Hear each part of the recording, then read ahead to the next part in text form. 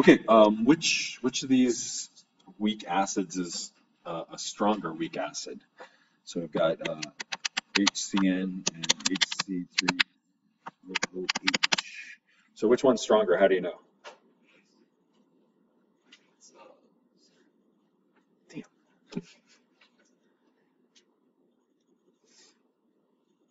Okay, so it's hydrocyanic acid and acetic acid. Which one of those has? Which one of those is a stronger acid? How do you know that it's acetic? No, it's not acceptable. On the list that's like cyanide acid is the weakest of all acids. Really? There was a list that said that. It had acetate on it as well. All right, well, let's pull an acid base. Where should we look to determine its acidity? What should we be looking for? What is that? Yeah, the K value for it. So if we go down to the K value, and here's hydrocyanic. Oops, didn't want to do that.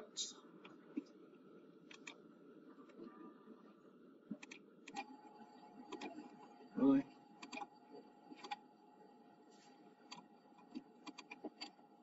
So hydrocyanic has a Ka of, well, it's 10 to the negative 10th. And then the acetic acid is 10 to the negative 5th. So what does this number relate to? No, not pH.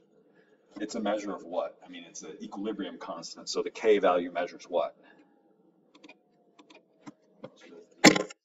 Yeah, how much of the reaction actually happens? So your options here are this turns into H plus and Cn minus, and this one turns into CH3COO negative plus an H plus. So you've got a Ka, which is H plus Cn negative divided by HCN, and you have a Ka that's H plus CH3COO negative and CH3COO negative. And this one has a Ka of 10 to the negative 5th, and this one has a Ka of 10 to the negative 10th. So mathematically, what do those mean? How do you get a number smaller than 1 out of a fraction? It's a way larger number. Yeah, this number here is 100,000 times bigger, right, than this number up here. So how does that happen? It has that one on the bottom has a larger numerator, and the one on top has a very large denominator. Good. So to get a bigger number, I need to have a larger numerator. This one has a much smaller numerator because your answer of your fraction is much smaller. So the numerator is how much it disassociates. So what we have here is the Ka value for these two things explains to how much that acid will let go of the H plus. And being a strong acid means you fully let go. So if I'm a weak acid, that means I don't fully let go, but there's varied strengths within that. So if I put 1 molar acetic acid in a container, and in another container I put 1 molar hydrocyanic acid, I'm going to have 10,000 times more H's in the acetic acid water than I do in the hydrocyanic water, because this one holds on 10,000 times harder than this one. Does that make sense? So what somebody did is they put the stuff into a solution, they knew its concentration, and they simply measured the pH to figure out what the acid concentration. And that's what you guys are going to do next week. So you're actually going to try to figure out, remember when you were solving for the universal gas constant? You figured out what the pressure and volume and moles and temperature was, and then you punched it in and tried to get the R value to match what it's supposed to be. You're going to do the same thing next week with the Ka value. The lab itself is easy. The math is a little, well, it's not hard, but whatever. But you'll determine what that Ka is. All right, so tell me what the pH would be after adding 15 milliliters of 2 molar lithium hydroxide to pure 185 milliliter water. So how do you calculate the pH?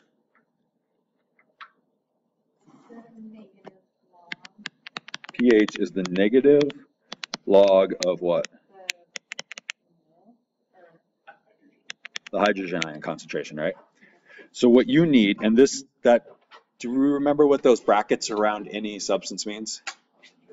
In specifically concentration in moles per liter. So what I need to know how many moles of H plus there are, and then I need to know the total volume so then I can calculate the molarity and then take the negative log of that. So you need moles of H plus, and then you need liters of solution. And just so I'm saying this as often as possible, we all realize that there's no such thing as the H plus in the water, right? Do you see why I keep writing H plus instead of writing H3, H plus 3O? It's just easier, and everybody, including you, understands what we're talking about here. Okay, so can I figure out one of these really easy? You can figure out the denominator really easy, right? Yeah. It's 0.5 liters. Where'd that come from? 15 milliliters and 485 milliliters is 500 milliliters, so that's half a liter. So I'll plug half a liter in there. So usually when people get this question wrong, they forget to add in the 15 milliliters from the lithium hydroxide solution that you added to it. So then the other part of it is I need the, we're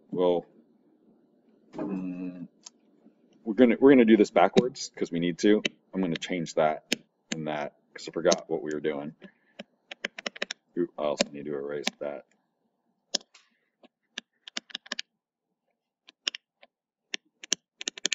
Everybody sees what I just did? Since we put lithium hydroxide in, we're going to calculate out the amount of OH is in there, and then we'll get the POH, and then we'll back calculate to get the pH. Okay, so how many moles of OH got added to this 485 milliliters? How do you figure that out? Do I have any mole units up there? I have moles per liter. So I've got 2 moles per liter. Oops.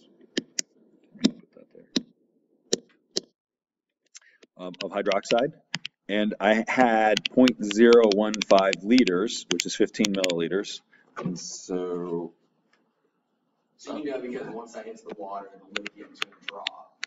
So it's already gone. Okay, so because it's already wet. But it still have 2 moles of the OH in there. Yeah, because it's there's one there because it's 1 lithium and 1 OH. Okay. So when I write that 2 mole OH or lithium hydroxide, I'm hoping all of you understand there is 0 LiOH floating around in the water hooked up together because it's a group 1 metal. So even though the hydroxide wants to stay as a solid, it doesn't. The lithium lets go and then everything's floating free.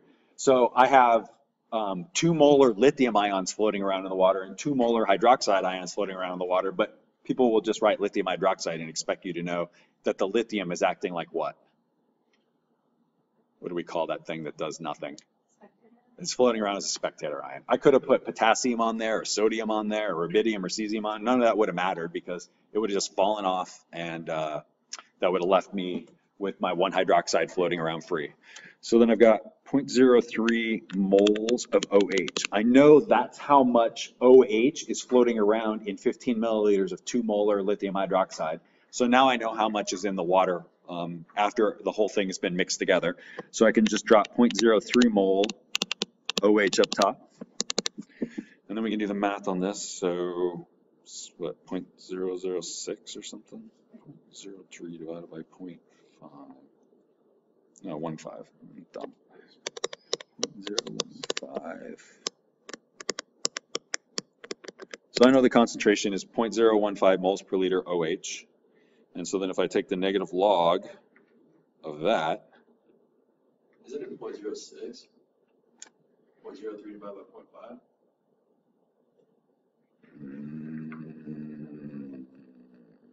0.03 divided by 0.5. Unless my calculator, oh, my bad. My calculator is not wrong. I am. Yeah, that made more sense. 0.06. Yeah. I hit multiply. That's better.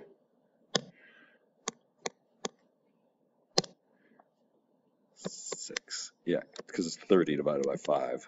Yeah. Okay, so I've got 0.06 moles per liter OH. So if I take the negative log of 0.06, I'm going to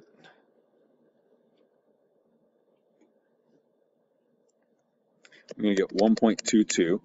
But since we just did the OH, I just calculated my POH. So what's my pH? 12.72. Is that right? Does that add up to 14? All right, so then we figured out that our pH, dang it, our pH is 12.72. Was that a big deal? What was the pH before I dropped the lithium hydroxide in? 7, and it went up to 12 point, almost 13.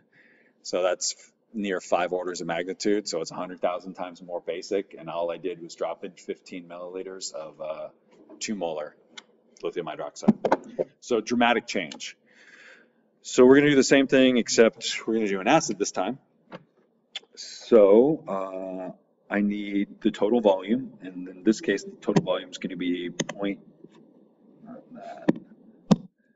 going to be 0.5025 liters, because I'm just adding up the 2.5 milliliters to the 500 milliliters. And then I needed a mole value for my OH plus. So I've got 6 moles per liter HCl, and I've got 0.0025 milliliters. No, sorry, liters. And so we end up with 1.015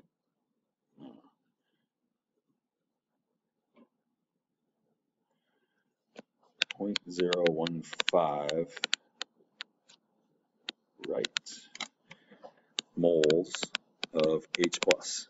So then I can drop in 0.015 there, and then I can divide it by 0.5025, and I get 0.0299, and then take the negative log of that.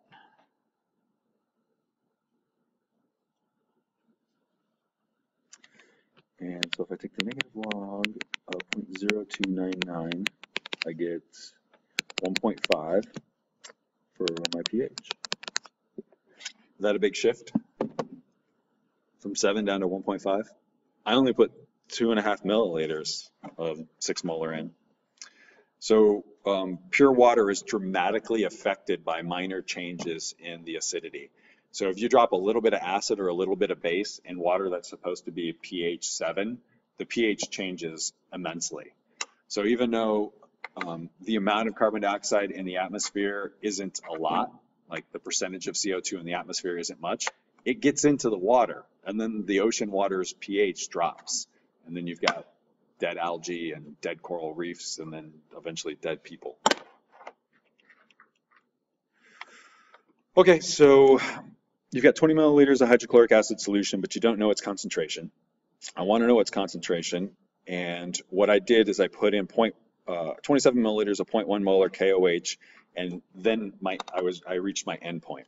So this is a pretty simple calculation, right? Do you guys remember what the equation is?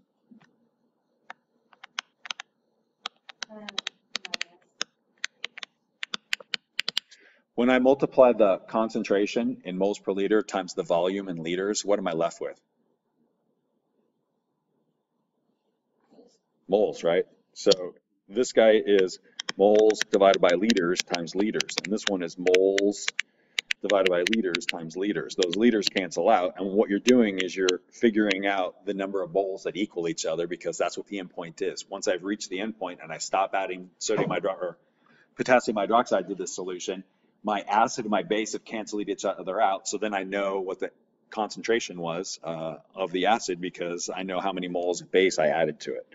So then we can put, I want to know what the concentration of the acid is, and I know that the volume of the acid that I put in was 20 milliliters, and I know the concentration of the base was 0.1 molar, and I know that the amount of base that I put in was 27 milliliters. So throw the milliliters over to the other side, and we end up with the concentration of the acid is equal to 2.7 divided by 20.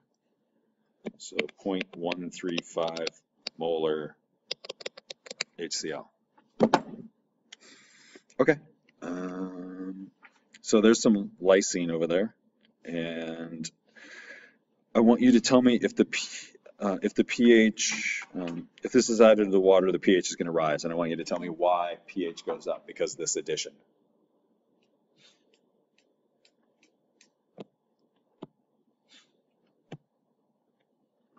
What do you got? Has a base tail on the acid? It's got this thing here.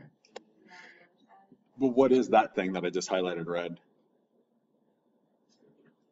It's the acid part, right? So this thing comes off, that's H+, so that's going to make the pH go down. So that's not helpful. What else we got? So it could attach to this lone pair of electrons here, and that could accept an H+, be a Lewis acid, and so that would cause the pH to go up. So what I end up with is this thing here, and this, and this thing here do what? They cancel each other out. Essentially what ends up happening is this H here says, hey, nitrogen, and just goes over to the other side. And so nothing really happens with the pH. So every single amino acid has this thing here. So the amino acid portion of the amino acid, is that going to affect the pH? Because it cancels itself out. So when I'm looking to see if a particular amino acid will raise or lower the pH, and they do, and this one does raise the pH, what do I need to look at? Yeah, I just need to look at this whole part right here. Does anybody know what this part here is called? Ew, that's too much.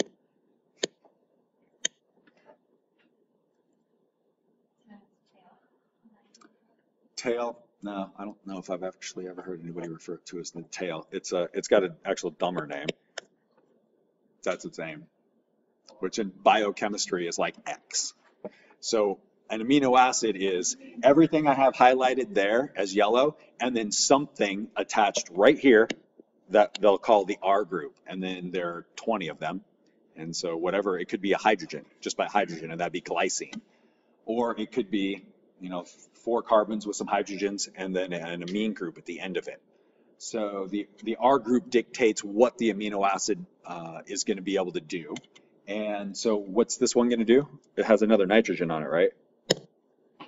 So this lone pair of electrons right here is going to suck H's out of the water, causing the pH to go up because H has disappeared. So this thing is basic because of the side chain, the R group, or the tail. There's a thing in it that makes the R group basic, so that makes the entire amino acid basic.